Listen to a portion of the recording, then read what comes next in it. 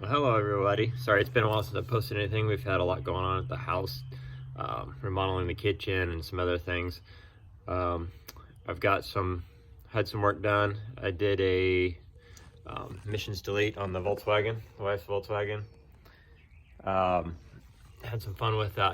I forgot to do some videos on that, but it was fun. Well, I had an issue with the Gloria. It's got a knock sensor issue, which is pulling all the timing out and all that. Well, the problem is the Gloria, this version of the Gloria only made this engine for 4 cars, and the parts for it are unavailable for me right now. Or I can, I mean, I could pay about $1,000 and get them, but so we finally decided to pull the plug and go a whole different route on it. Going with a Z32 engine harness, getting a Haltech, and decided to pull the plug on the other day.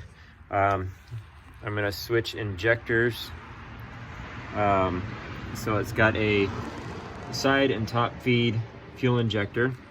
Found out that there's a conversion that you can do to run it just a top feed. So I got some RX-7 top feed fuel injectors, 550cc. Going with a bigger turbo. We're gonna do a wastegated GT35. Gonna see if we can get about 400 wheel horsepower, so we'll see what we can do with that. I got the harness all torn apart. Waiting on the new harness from Wiring Specialties. They've got a already built harness for these.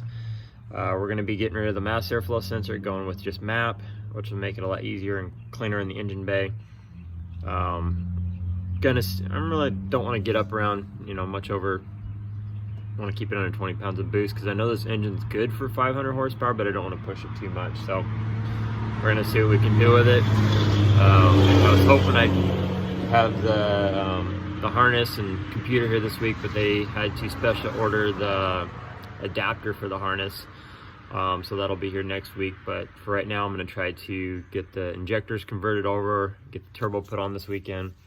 But so here's the knock sensors that they got on these things. So they have one individual one for each spark plug, 1 unit per bank, and it's a one-of-a-kind deal. They don't have the normal knock sensor, so we're going to go back to a traditional.